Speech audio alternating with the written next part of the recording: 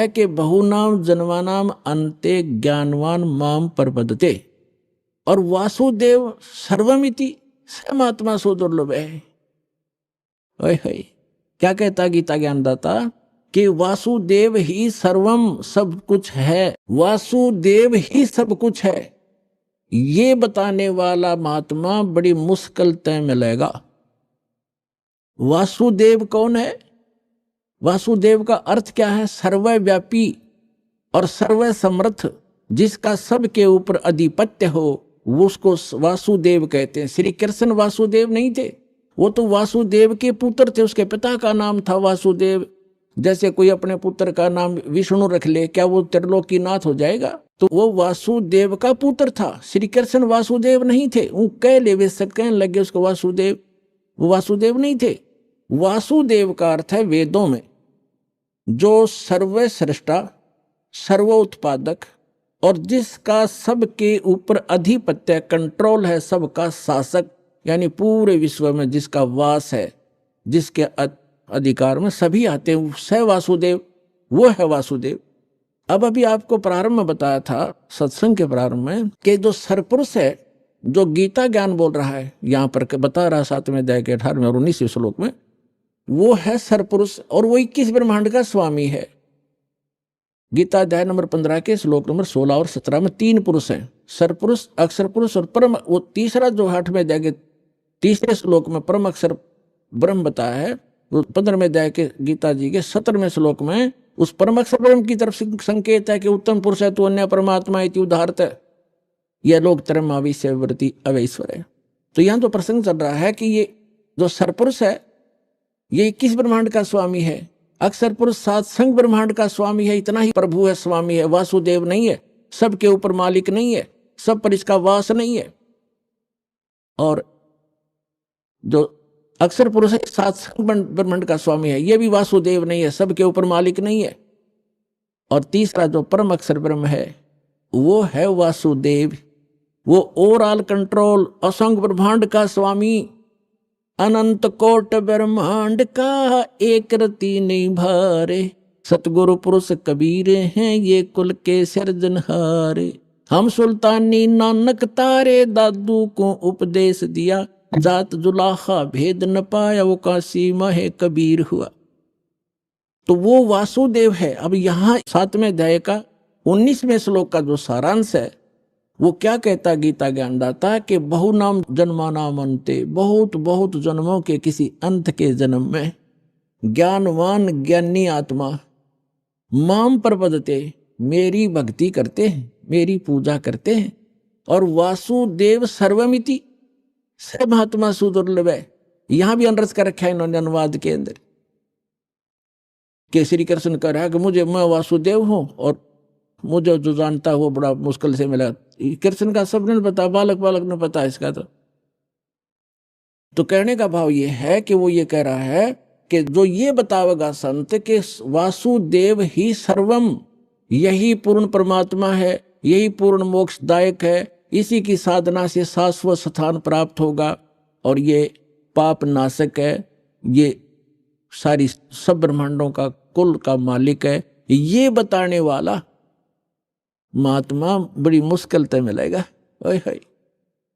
इस पे थोड़ा सा उदाहरण देते हैं। जैसे परमात्मा का विधान है, वेदों में वर्णित है, ऋग्वेद मंडल नंबर 9 सूक्त 82 मंत्र 1, 2, 3 में, ऋग्वेद मंडल नंबर 9 सूक्त 86 मंत्र 26 और 27 में, ऋग्वेद मंडल नंबर 9 सूक्त 54 मंत्र 3 में, ऋग्वेद मंडल नंबर 9 सूक्त 20 मंत्र 1 में, ऋग्वेद मंडल नंबर 9 सूक्त 1 मंत्र 8, 9 में, ऋग्वेद मंडल नंबर 9 सूक्त 94 के मंत्र 1 में, ऋग्वेद मंडल नंबर 9 सूक्त 95 के मंत्र 2 में, ऋग्वेद मंडल नंबर 9 सूक्त 96 के मंत्र 16 से लेकर 20 में, और अनेक स्थानों पर यह प्रमाण है कि वो परमात्मा ऊपर रहता है, परम अक्षर ब्रह्म, और वहां से गति करके आता है, अच्छी आत्माओं को मिलता है, उनको तत्व ज्ञान से परिचित कराता है, वो कवियों की तरह आचरण करता है, और अपनी अमृतवाणी को लोकोक्तियों के माध्यम से, दोहों के माध्यम से, शब्दावलियों के माध्यम से वर्णित करता है।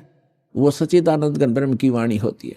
तो वो किन महात्माओं को मिला? आदरणीय धर्मदास साहिब जी को, आदरणीय मलुकदास साहिब जी को, आदरणीय नानक साहिब जी को, आदरणीय दादू साहिब जी को, आदरणीय गरीबदास साहिब जी गांव छुरानी जिला दद्दर वाले को, आदरणीय गीसा साहिब जी गांव खेखड़ा जिला मेरठ उत्तर प्रदेश वाले को, और आदरणीय स्वामी रामानंद जी काशी वाले को। ये तो महापुरुष दास के नॉलेज में है जिनको भगवान सीधे मिले, तो अपने नियमानुसार अपने लीला अनुसार मिलते, ऐसे मिले। तो उनमें से गरीबदास जी ने कहा है, हम सुल्तानी नानक तारे दादू को उपदेश दिया, जात जुलाहा भेद न पाया, काशी वाहे कबीर हुआ, अंत कोट ब्रह्मांडे का एक रति नहीं भारे, सतगुरु पुरुष कबीर हैं ये कुल के सिरजनहार। तो यहाँ कहते हैं ये गरीबदास जी को परमात्मा मिले थे, कबीर परमात्मा जी सचखंड लेकर गए थे, फिर वापस छोड़ा था, उनको मृत जान लिया था, चिता पर रख दिया था। 10 वर्ष के बालक थे गरीबदास जी, गांव छुरानी जिला दद्दर हरियाणा में। 8-10 घंटे तक ऊपर सारा ब्रह्मांड दिखाया उनको, ले जा करके अपनी स्थिति से परिचित कराया, फिर उनको वापस छोड़ा। उनके अंदर वो तत्व ज्ञान फीड कर दिया, फैक्स कर दिया, उसके डाउनलोड कर दिया भगवान ने। तो उसी ज्ञान के आधार से गरीबदास जी ज्ञान दिया करते थे। उनके बहुत से शिष्य हुए और उस अमृतवाणी को पाठ किया करते थे उनके शिष्य गरीबदास जी के। जैसे आप ब्रह्म वेदी प्रतिदिन नित्य नियम में करते हो, उस ब्रह्म वेदी का पाठ भी किया करते थे। एक उनका शिष्य था गरीबदास जी का, वो पंजाब साइड में चला गया, लुधियाना के पास एक वासियर गांव है, लुधियाना से थोड़ी सी दूरी पर। आजकल का मौसम था गर्मियों का, यात्रा करता हुआ जा रहा था वो भक्त, और वहां बैठ गया, नहा धो कर सुबह तालाब के किनारे स्नान करके वहां बैठ के अपना सुबह का नित्य नियम करे था, गरीबदास जी की वाणी का जो आप करते हो। और एक रामराय नाम का एक बहुत बड़ा धनी था, 800-900 बीघे जमीन थी उसको राय साहब कहा करते थे, और वो थोड़ा सा बैकलासा व्यक्ति था, उसको झुमकरा भी कहा करते थे, यानी ज्यादा डामाडोल विचारों का व्यक्ति था धार्मिक व्यक्ति। तो जब उसने सुबह सुबह वो वाणी सुनी उस गरीबदास जी के शिष्य के मुख से, और ये सरदार जो है सिख लोग वाणी के बड़े कायल होते हैं, इसके ऊपर बड़े आकर्षित हो जाते हैं, निकट जाकर बैठ गया। भगत ने सारी ब्रह्म वेदी कही। तब उस रामराय ने, उस सरदार जी ने, सिख ने पूछा कि ये भगत ये वाणी किसकी है? तो उसने भगत ने बताया कि मेरे गुरुदेव गरीबदास जी की है। ये महाराज जी शरीर में हैं या मृत्यु को प्राप्त हो गए, शरीर छोड़ गए? भगत ने बताया कि बहादुरगढ़ के पास एक छुडानी गांव है, वहां है और वर्तमान में है। तो रामराय ने सोचा कि इसे महापुरुष के दर्शन करने चाहिए, संत के। अब उसने संत कैसा मान रखा था, जैसे आप देखते हो अपने हिंदू धर्म में बड़ी बड़ी जटा हो, बड़ी बड़ी दाढ़ी हो, गले में माला हो, राख रूख मसल रखी हो, या कति मूंड मुंडा रखा हो हैं, और लाल कपड़े गेरवे कपड़े हों, और भी कोई तलक पिलक लगा रखे हों। तो इस तरह की वेशभूषा वाले को हम महात्मा मानते हैं। तो इसी दृष्टिकोण से चल पड़ा कि महात्मा ऐसा पाओगा, दूना दाना लगा रखा होगा, चमटे गाड़ रखे होंगे। गांव छुडानी छोटा सा गांव था, 30-40 घर थे उस समय, ज्यादा से ज्यादा 50 घर होंगे। तो वहां जाकर पूछा कि गरीबदास महाराज से मिलना है। वहां के लोग जानते थे कि इस गरीबू को महाराज कहते हैं, ये लोग बाहर से आने वाले। और गरीबदास जी रहते थे जैसे हरियाणा के व्यक्ति डालते हैं, सिर पर साफा, धोती और कुर्ता, ऐसे रहते थे, सिंपल मैन, जैसे आम नागरिक जैसी वेशभूषा। तो पुण्यात्मा भगत के लिए वेशभूषा कोई मायने नहीं रखती, चाहे कैसी भी रखो, लेकिन सुटेबल हो, अच्छी हो और देश के अनुकूल हो तो अच्छा रहता है।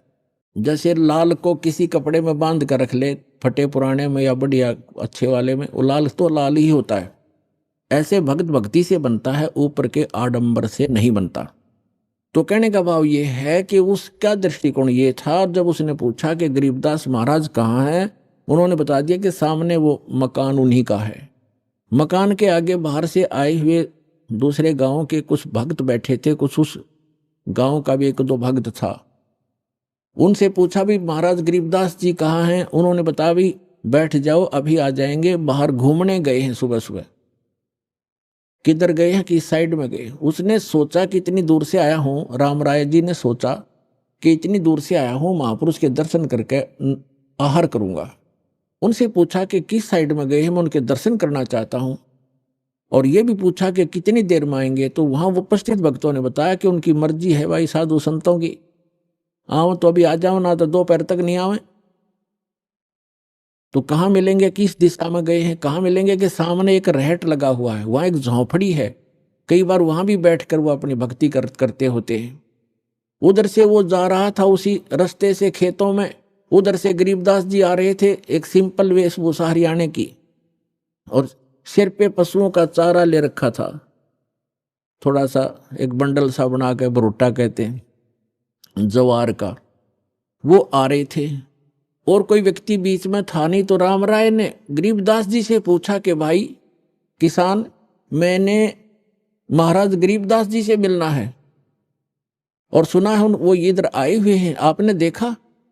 अब गरीबदास जी तो अंतर्यामी थे, उनको मालूम था कि इस भगत के मन में संत की वेशभूषा कुछ भिन्न ही है, और यदि मैंने कह दिया कि मैं हूं गरीबदास तो ये कतई नहीं मानना और वापस रह जाएगा, और जिस उद्देश्य से ये भक्त आया है उससे वंचित रह जाएगा। इसलिए गरीबदास साहिब जी ने कहा कि आ जाओ भक्त, आ जाओ मेरे साथ आओ, मैं आपको गरीबदास महाराज से मिलाऊंगा।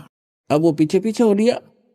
जब वापस आए उसी घर में पहुंचे जहां उनका घर था, भगत बैठे थे। भगत उठे, उन्होंने, किसी ने तो महाराज के चरणों में दंडवत प्रणाम किया, किसी ने भाग करके वो सिर पे रखा हुआ पशुओं का जो चारे का भुट्टा था बंडल, वो ग्रहण किया। अब राम राय ने सोचा कि ये कौन भाई, कोई सेठ, ये अच्छा जमींदार होगा, किसान, क्योंकि 1400 एकड़ जमीन थी गरीबदास जी की, इतने बड़े किसान थे। तो उसने सोचा ये किसान होगा कोई। उनसे पूछा भक्तों से कि वो ये कौन है भाई? तो वो भगत जो कह नहीं, यही तो है गरीबदास जी महाराज। अब उस सरदार जी का तो सिर घूम गया कि यो महाराज, ये तो एक आम आदमी है, सिंपल मैन, धोती कुर्ते वाला किसान है। अब वो लगा फिर वो झूमन, उसका दिमाग घना इधर उधर। गरीबदास जी समझ गए, एक झुमकरा झूम गया। उसने सभी भक्तों को इधर उधर कर दिया, किसी को कहा बैलों को पानी पिला लो, किसी का चारा काट दो, मेरे लिए नहाने के लिए एक बाल्टी पानी का रख दो, और उस झुमकरे को कह दिया यहाँ बैठ जाओ भगत जी। वो बैठ गया, बस चल इतनी दूर से आया हूँ, बैठते जाता हूँ, पर आ गया गलत, खोदा पहाड़ निकली चुईया। क्योंकि उसने तो महात्मा मान रखा था कि ऐसा होगा, जटा जटा रखी होगी, धूना धौना राख रूख मसल रखी होगी, पता नहीं जंगल में बैठा होगा। गरीबदास जी स्नान करने लग गए, धोती बांधा करते थे। तो धोती ऐसे एक बेल्ट सी बांधते हैं, देखा होगा यहाँ भक्त धोती वाले बता देंगे, कोई धोती बांध के और उसके ऊपर से एक उसी का हिस्सा एज ए बेल्ट बांध जाकर, उसने अड़बंद कहते हैं हमारे देसी भाषा में, अड़बंद। तो जब एक हाथ का उनका चोट लगी हुई थी उंगली के, गरीबदास जी ने पट्टी लपेट रखी थी। उस राम राय से कहा कि हे सरदार जी आइए और मेरे या धोती का गांठ लगा दे, अड़बंद की बेल्ट बांध दे, ऐसे गांठ लगाते थे। अब जो ही उसने अड़बंद की गांठ लगानी चाही, धोती शरीर के अंदर से निकल आई और गांठ धोती का लगी। उन्होंने जल्दी सी खोला, धोखा लग गया तेरे से, धोखा। फिर दोबारा, फिर तीसरी बार फिर ऐसे ही हुआ। तब गरीबदास जी ने कहा, अरे झुमकरा, वो ये सोच रहा था मेरे जैसा किसान है, इसने संत मानते हैं, ये बड़े भोले आदमी आ गए हरियाणा के। तो तब कहा, रे झुमकरा, मैं तेरे जैसा किसान हूँ, जमींदार हूँ भाई, ये गांठ क्यों ना लगती, घनी देर लगी। तो जब उसने देखा ऊपर ने, राम राय जी विष्णु जी के उपासक थे, बेशक से वो सिख थे, विष्णु जी को इष्ट रूप में मानते थे। क्योंकि पहले हम सभी जितने भी सिख बने हैं, ये अपने हिंदुओं से ही अलग से एक, जिन्होंने शिष्य तो ग्रहण कर लिया, उन धार्मिक नियमों का पालन किया, उन्हें सिख कहने लगे। सिख माने शिष्य। तो क्या देखा उस राम राय ने, गरीबदास जी का ऊपर का हिस्सा, 4 हाथ, हाथ में वो सब गदा पद्म शंख सुदर्शन घूम रहा है, मुकुट है, यानी विष्णु रूप दिखाई दिया। चरणों में गिर गए, पूरी तरह है भगवान माफ करो, मैंने तो आपका सिंपल मैन मान लिया। उठा तो फिर वो जोगा जो गरीबदास, उसने सोचा कोई सपना देख लिया तने। वो फिर बैठ गया। फिर भी उसने सोचा चल कुछ तो है महात्मा में, कुछ करामात है, इससे कुछ ज्ञान प्राप्त करते हैं। तब सारी सृष्टि रचना सुनाई गरीबदास जी ने कि भाई हम कौन हैं, कहाँ से आए हैं। हम सुल्तानी नानक तारे दादू को उपदेश दिया, जात जुलाखा भेद न पाया, ये काशी महे कबीर हुआ। अनंत कोट ब्रह्मांड का एक रति नहीं भारे, सतगुरु पुरुष कबीर हैं ये कुल के सर्जनहार। पूरी ब्रह्मा विष्णु महेश की सचिथि बताई, सारे ब्रह्मांडों की रचना जो कबीर परमात्मा ने दिखाई थी आंखों और बताई थी वह बताई। तब राम राय कहता है, हे महाराज ये ज्ञान आज तक हमारे को किसी ने नहीं बताया। तो गरीबदास जी ने कहा कि आपके ग्रंथ में ज्यों का त्यों विद्यमान है, पर उसको समझ नहीं पा रहे ये वर्तमान के तेरे जितने भी पाठी हैं, सिख हैं। तो क्या बताया, तत्व भेद कोई ना कहे रे झूमक रो, ये पैसे ऊपर नाच सुनो रे झूमक रा, कोटों मध्य कोई नहीं रे झूमक रा, अरबों में कोई गर्क सुनो रे झूमक रा। गरीबदास जी बताते हैं कि ये सब पैसे के ऊपर नाच है, ये तत्व भेद नहीं जानते ये लोग, और इस तत्व ज्ञान से परिचित कोटों मध्य कोई नहीं रे झूमकरा। उस राम राय को झुमकरा कहने लगे भगवान गरीबदास जी, उसका उर्फ नाम था झुमकरा। तो इस एक बात से तो ये प्रभावित हुआ कि तेरा नाम झुमकरा है, यहाँ कोई जाने नहीं था, इन्होंने झुमकरा बता दिया। जो आम व्यक्ति वहां झुमकरा से जानते हैं, ओरिजिनल नाम राम राय था उसका। तो क्या बताते हैं गरीबदास जी कि इस तत्व ज्ञान से परिचित करोड़ संतों में नहीं मिलेगा तुझे। कोटों मध्य कोई नहीं रे झूमकरा, अरबों में कोई गर्क सुनो रे झूमकरा। अरबों में कोई एक पावेगा तेने गर्क। गर्क mean complete in all respect. जैसे इस ज्ञान को से परिचित भगत भी हो गए होंगे मेरे परमात्मा के बहुत से भगत, लेकिन उनके पास मंत्र समाधान नहीं है। अगर वो कहीं वक्ता बन जाए, वह वाके पात्र भी बन जाएंगे, फिर उसका कख नहीं, क्योंकि उसको मंत्र देने का आदेश नहीं, पासपोर्ट बनाने का उसके पास अधिकार नहीं, तो फिर भी व्यर्थ।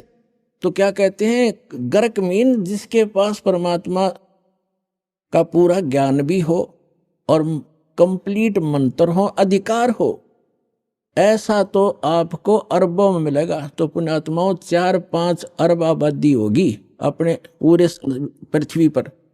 इन अरबों में से एक दास है इस तत्व ज्ञान से परिचित, और कोई नहीं।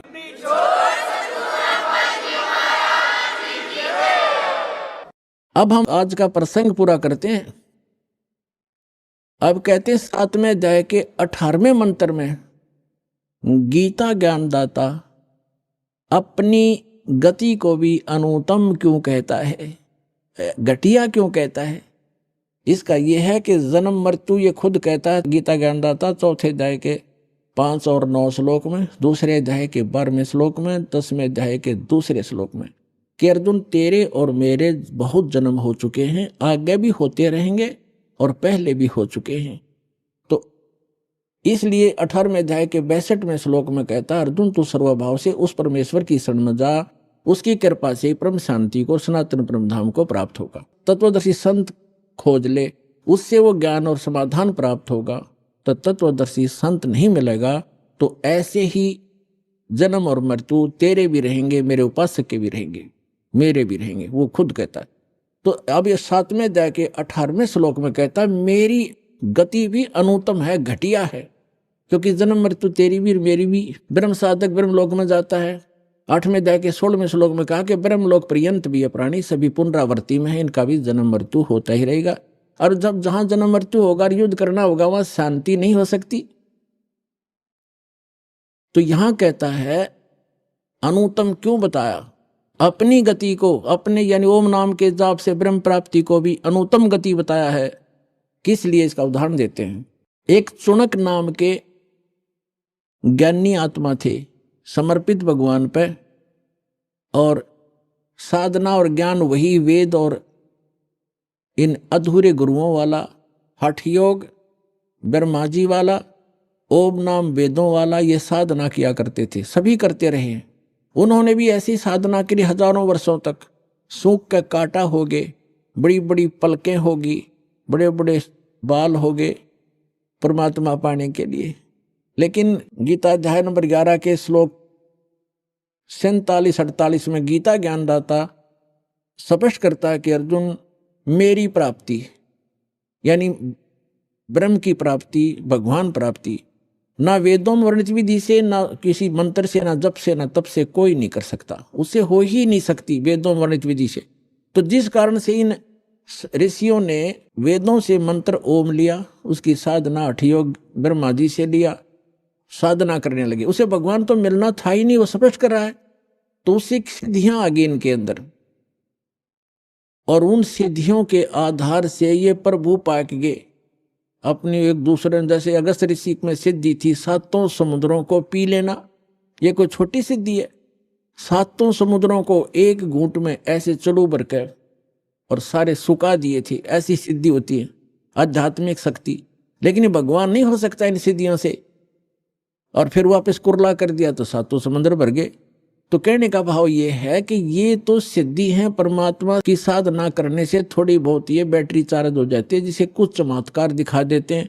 इन्वर्टर में पंखा चल पड़ा, लाइट चल पड़ी, छोटा मोटा रोशनी होगी, मोटर नहीं चला सकता इन्वर्टर जो 10 पावर हाउस पावर की। तो ये छोटे मोटे इन्वर्टर बन गए और बैटरी चार्ज हुई, फिर डिस्चार्ज कर दी, वो खत्म हो गए, पशु बन गए। तो कहने का भाव ये है, ऐसे ही चाणक्य ऋषि थे, इन्होंने सिद्धियां प्राप्त कर ली और इतनी सिद्धि होगी कि आम सिद्ध पुरुष भी उसका अगर नतमस्तक होने लगा, बड़ा बोलबाला हो गया। एक मानदाता चक्रवर्ती राजा था। चक्रवर्ती राजा का अर्थ होता है जिसका पूरी पृथ्वी पर शासन हो, और उसके अंतर्गत छोटे छोटे नवाब राजा लोग होते हैं, वो उसको टैक्स देते हैं, उसके पराधीन होते हैं, उसके आदेश से चलते हैं, सब कार्य करते हैं। और 2-4 वर्ष के बाद वो क्या करता है राजा, ये देखने के लिए कि मेरे शासनकाल में किसी ने मेरी स्वाधीनता अस्वीकार तो नहीं कर दी है, मेरी पराधीनता कोई अस्वीकार तो नहीं कर दिया, यानी मेरे अपने आप में स्वयंभू कोई राजा ना बन गया हो। उसके लिए एक घोड़ा छोड़ते हैं जो राजा का निजी घोड़ा होता है, और उसके आगे एक पंपलेट लटका दिया जाता है कि जिस भी राजा को मानदाता चक्रवर्ती राजा की पराधीनता स्वीकार ना हो, इस घोड़े को पकड़ के बांध ले और युद्ध के लिए तैयार हो जा। राजा के पास 72 करोड़ सेना है, ये समझो सिंपल भाषा में। 72 अक्षौणी का तो वैसे अलग से होता है, जैसे इतने घुड़सवार, इतने रथ वाले, इतने फलाने हाथी वाले, वो मिला करके सारा होता है। हम सिंपल भाव से समझते हैं। 72 करोड़ सेना है, 72 अक्षौणी। वो घोड़ा चल पड़ा, पीछे सैनिक थे, सैनिक घोड़ों पर, घोड़ा खाली, और वो चल रहा अपनी मर्जी से, कहीं से जा रहा, किधर ही जा रहा। तो जाते समय भी चाणक्य ऋषि ने देखा कि घोड़ा खाली जा रहा है, बाकी वे सवार बैठे, क्या कारण है। लेकिन वापस जब आए तो भी वहीं से आगे वो कुदरती सारी पृथ्वी पर घूम गए 1-2-4 वर्ष के बाद। तो ऋषि ने पूछा कि सैनिकों, ये घोड़े पर सवार क्यों नहीं कोई। तो सैनिकों ने बताया कि ये राजा मानदाता चक्रवर्ती राजा का घोड़ा है, इस पर कोई बैठ नहीं सकता। और इसके गले में क्या लिखा है, ऋषि ने पूछा।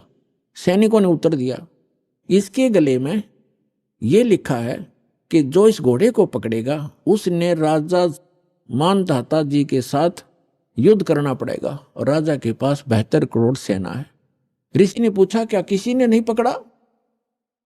तो सैनिकों ने कहा, कौन पकड़े, उसकी जाड़ फोड़ दें हम, पिलाया किसी की मां ने दूध। ये सैनिक भी एक आधा अगर मुंह फटे। तो उसने, ऋषि ने सोचा राजा को अभिमान हो गया, इसका अभिमान ठीक करते हैं। बता, ऋषि का राजा के अड़न का के तो क्या ऋषि है वो। ऋषि माने अच्छी आत्मा, वो तो गधा है बे, मतलब पंगा पा लिया। बोला, मन ये घोड़ा बांध लिया, बांध दो घोड़े को मेरे वृक्ष के जिसके नीचे तपस्या करे था। सैनिकों ने कहा उस ऋषि से कि ये घोड़ा आप बांधोगे, मानदाता चक्रवर्ती का युद्ध करोगे। कहा, मैं युद्ध करूंगा उसके साथ। सैनिकों ने कहा, कंगले, तेरे दाने खाने को नहीं, तेरी क्यों सामत आई है, चुप करके अपनी भक्ति कर और माला फिर, क्यों मरे तू बेआई मौत क्यों मर रहा है। उसने चाणक्य ऋषि ने कहा कि तुम राजा के से जाके कह दो कि चुनक ऋषि ने तेरा युद्ध स्वीकार कर लिया। अब सैनिकों ने आकर के राजा को नमक मिर्च लगाई और कहा कि आज एक व्यक्ति ने हिम्मत की है आपका युद्ध उठने की और कल को दूसरा बकवाद करेगा। Rajan, nip the evil in the bud, बुराई को स्टार्ट में ही खत्म कर देना चाहिए। राजा ने फिर कह दिया जाओ। तो उस 72 करोड़ की 4 टुकड़ी कर ली। 18 करोड़ सेना एक आदमी को मारने के लिए भेज दी, चुनक ऋषि को। और चुनक ऋषि ने क्या किया, अपनी जो साधना करी थी सारे जीवन में डले ढोए थे, उसकी 4 पुतली बना दी, एटम बम बना लिए सिद्धि तय। एक एटम बम छोड़ दिया पुतली, उसने कत्लेआम मचा दिया। घड़ियां पुतली होगी हजारों करोड़ों की संख्या में, और कत्लेआम मचा दिया और वो खत्म हुई सिद्धि। वो तो जो निकल गया बम। राजा ने दूसरी टुकड़ी 18 करोड़ की भेज दी, ऋषि ने दूसरी पुतली भेज दी। ऐसे 72 करोड़ सेना का नाश कर दिया, कत्लेआम कर दिया। किसने? उस चुनक नाम के ब्रह्म उपासक ने, उस काल के उपासक ने, ब्रह्म के उपासक ऋषि ने। अपने आत्मा चाहे तो गोली से मार दे, और किसी के पास वचन की ताकत जंतर मंत्र है उससे मार दे, भगवान के दरबार में दोनों दोषी बराबर होते हैं। अब इसके विषय में सूक्ष्म वेद में परमात्मा ने अमरवाणी में कहा है, सच्चिदानंद घन ब्रह्म की वाणी में, कि 72 अक्षौणी क्षय करी वो चुनक ऋषि स्वर एक, ये दे धारे जोरा फिरे भाई सभी काल के बेखे। ओए होए, 72 अक्षौणी खा गया वो चुनक ऋषि स्वर एक। मानधाता राजा की 72 करोड़ सेना का नाश कर दिया। किसने? उस चुनक ऋषिश्वर अकेले ने। ऋषिश्वर जैसे मुनि और मुनिवर और मुनीश्वर, एक तो मुनि आम साधक, और मुनिवर उन साधकों में श्रेष्ठ मुनि, और फिर मुनीश्वर उन श्रेष्ठ मुनियों में भी परम श्रेष्ठ, यानी उस मुनीश्वर ऋषिश्वर ऋषिश्वर उस तीसरे नंबर के गुड बेटर बेस्ट, उस बेस्ट यहाँ के बेस्ट जाने जाने वाले ऋषि के ये कर्म है 72 करोड़ सेना खाली। ये सूक्ष्म वेद में परमात्मा बता रहे हैं। 72 अक्षौणी खा गया वो चुनक ऋषिश्वर एक, ये दे धारे जोरा फिरे भाई सभी काल के बेखे। जोरा माने मौत, जरा माने बुढ़ापा, यह अंतर समझना कदे भूल जा। जोरा मीन संत भाषा में जोरा माने मृत्यु। कहते हैं ये दिखे संत ऋषि महर्षि, ये तो चलती फिरती घाल है। ये दे धारे मौत फिरे, ये संत नहीं, ये मौत है। ये सभी काल के भेख, ये ब्रह्म के साधक, ब्रह्म तक के पुजारी, ये सभी काल के भेख दे धारे जोरा फिरे या मौत फिरे, चलती फिरती मनुष्य रूप में इतने मानस मार दिए, तुम इनको महर्षि कहते हो। तो यहाँ गीता ज्ञानदाता भी कहता है कि ये ऋषि हैं तो नेक, लेकिन तत्वदर्शी संत ना मिलने से मेरे वाली अनुत्तम घटिया साधना में लीन रहे, गति में लीन रहे। अब क्या बनेगा? ओम नाम के जाप से ये ब्रह्म लोक जाएगा, और जो सिद्धि की थी, जो साधना तपस्या की, से ये राजा बनेगा। और जो इसने 72 करोड़ सेना मार दी, वो बैड अकाउंट अलग से लिखा जाएगा, वो फिर इसको भोगना पड़ेगा। जैसे ये ब्रह्म ओम नाम की साधना से ब्रह्म लोक में जाएगा, वहां अपनी पुण्य समाप्त करके इस मंत्र के जाप का नाश करके कमाई का ये वापस आएगा, राजा बनेगा पृथ्वी पर। फिर खूब पाप कमाओगा। राजा शिकार करते हैं, अपने अहम के कारण दुनिया मरवा डालते हैं, कत्लेआम कर देते हैं अपने राज्य के लिए, वो पाप इसके बुरे में लिखे जाएंगे। फिर ये कुत्ता बनेगा और इसके सिर में कीड़े पड़ेंगे इस ऋषि चुनक का, और जितने सैनिक मारे थे वो गिन गिन का बदला लेंगे इसका। तो यहां कहते हैं फिर ये खाक मुक्ति हुई। 18वें अध्याय के 62वें श्लोक में कहा कि तू सर्वभाव से अर्जुन उस परमेश्वर की शरण में जा, उसकी कृपा से तो परम शांति को, सनातन परम धाम को प्राप्त होगा। 15वें अध्याय के 4थे श्लोक में कहा कि परम संत की प्राप्ति के उपरांत, तत्वदर्शी संत की प्राप्ति के उपरांत परमात्मा के उस परम पद की खोज करनी चाहिए, जहां जाने के बाद साधक लौटकर फिर संसार में कभी नहीं आते, और केवल उसी की भक्ति करो। तो यहाँ जो ब्रह्म तक के साधक हैं, इसलिए 7वें अध्याय के 18वें श्लोक में गीता ज्ञानदाता कहता है कि ये ज्ञानी है तो अच्छी आत्मा, परमात्मा के लिए समर्पित है, लेकिन तत्वदर्शी संत ना मिलने से ये मेरे वाली अनुत्तम गति में, घटिया गति में लीन रहे। इनको वो संत नहीं मिला जिसकी साधना करके उस स्थान को प्राप्त कर लें जहां जाने के बाद साधक फिर लौटकर कभी संसार बन जाते। तो वो संत ये दास है पुण्यात्माओं।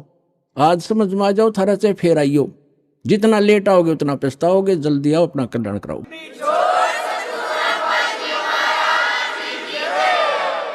कबीर देव, कबीर साहब, अल्लाहू अकबर, जुलाहा कबीर, धानक कबीर, ये हम सभी आत्माओं के पिता हैं। ये हमारे हमदर्द हैं। यही वो परमात्मा है जिसने सर्व ब्रह्मांडों की रचना की है। पुण्यात्माओं, सौभाग्य आपका, आप जी का जन्म ऐसे समय में हुआ है जिस समय को परमात्मा ने पूर्व निर्धारित किया हुआ है कि जिस समय कलयुग 5500 वर्ष बीत जाएगा तब इस अध्यात्म मार्ग को, जो संपूर्ण, कंप्लीट इन ऑल रेस्पेक्ट, जो स्पिरिचुअल नॉलेज है, अध्यात्म मार्ग है, ज्ञान है, इसको सार्वजनिक करने के लिए कहा था भगवान ने। क्योंकि जिस समय परमात्मा स्वयं आए थे 600 वर्ष पहले, सन 1398 से संवत 1455 से सन 1518 संवत 1575 तक वो परमात्मा यहाँ एक जन साधारण की लीला करके चले गए, जो परमात्मा किया ही करते हैं। जो हमारे वेद बताते हैं कि वो परमात्मा सतलोक से सशरीर आता है अपने उस निज स्थान से जहां हम पहले रहा करते अपने पिता के पास। हम बालकपन में हम अज्ञानता के कारण अपने उस मूल मालिक को, उस सर्व सुखदाई परमात्मा को छोड़कर यहां इस काल के साथ आ गए इसके लोक में। तो वो परमात्मा वहां से आकर हमें पुनः वो याद दिलाने आते हैं कि आप जहां रह रहे हो ये लोक ठीक नहीं, यहाँ की कोई व्यवस्था भी अनुकूल नहीं है। यहां जन्म और मृत्यु का ये दीर्घ रोग, और आपको ऐसा कच्चा शरीर दिया है जिसमें कोई ना कोई रोग अवश्य व्यापा रहता है, लगा रहता है। फिर आप ऐसे स्थान पर रहते हो जहां पर प्रत्येक वस्तु का अभाव रहता है, और जिस कारण से ये प्राणी हरदम टेंशन में रहता है, हमेशा दुखी रहता है। परमात्मा के विषय में वेदों में लिखा है, वेद में, कि वो परमात्मा अपने उस स्थान से चलकर आता है जहां हम पहले रहा करते थे, और परमात्मा अब भी वहां रह रहे हैं।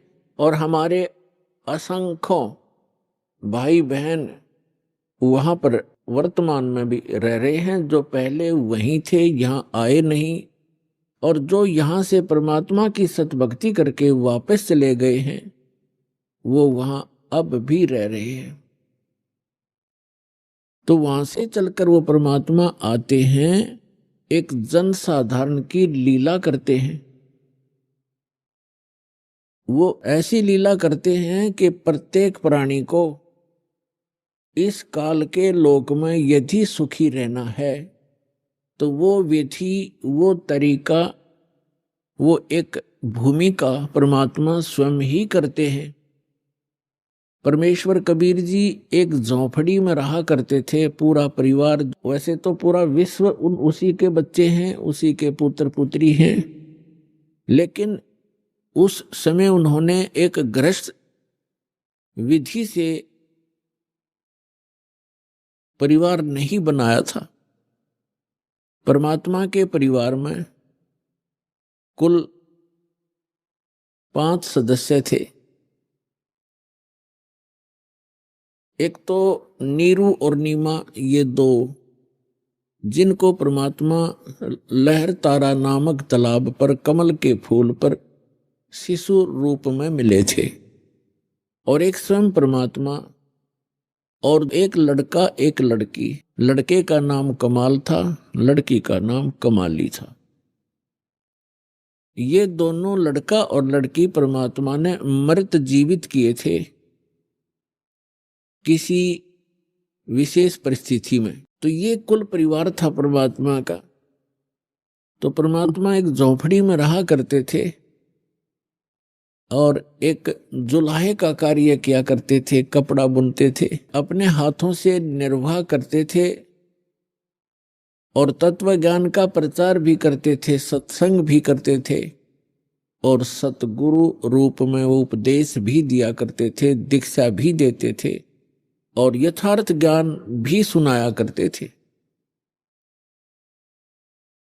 तो वो परमात्मा 600 वर्ष पहले आए थे। उन्होंने स्वयं ही अपनी महिमा आप ही बताई है कि चारों युग में मैं आया हूं, प्रत्येक युग में। सतयुग में सत सुकृत कै टेरा, त्रेता नाम मुनींदर मेरा, द्वापर में करुणा में कहाया, कलयुग नाम कबीर दराया। परमात्मा कहते हैं चारों युग में मैं आया। और जो परमात्मा लीला किया ही करते हैं, अच्छी आत्माओं को मिलते हैं, उनको तत्व ज्ञान से परिचित कराते हैं, फिर अपने सतलोक में ले जाते हैं, वहां से फिर वापस छोड़ते हैं अपना साक्षी बना करके। कैसा है भगवान, कहाँ रहता है परमात्मा, कैसे मिलता है वो भगवान। तो ये सब अपनी प्यारी आत्माओं को बताते हैं परमेश्वर और उनको अपने से परिचित कराकर संसार में पुनः छोड़ देते हैं। फिर वो महापुरुष उस परमात्मा की आंखों देखी महिमा सुनाया करते हैं। उनमें से कौन कौन है जिनको दास जानता है, मुझ दास के नॉलेज में कलयुग के अंदर है।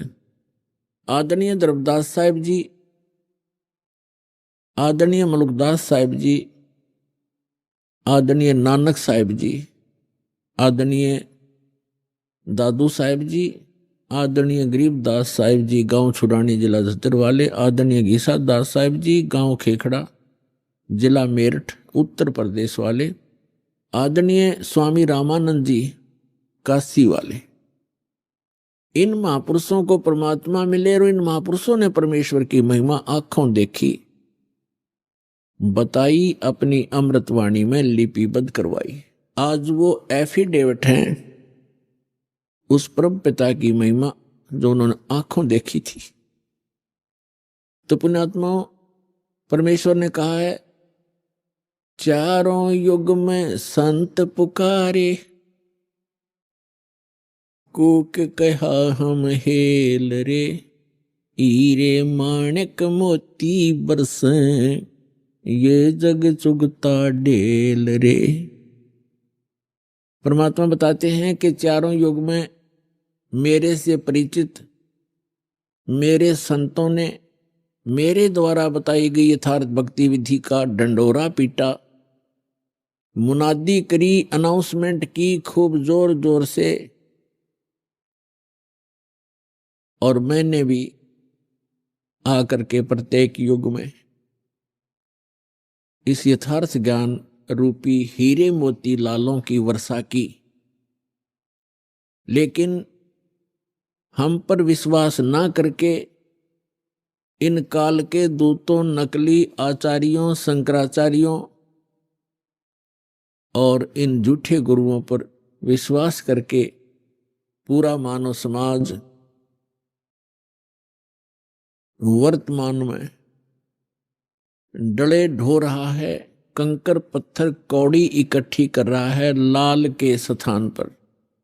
अर्थात यथार्थ ज्ञान और यथार्थ भक्ति विधि, ये तो है हीरे मोती और लाल यानी बहुमूल्य, ये हैं वास्तव लाभ देने वाले।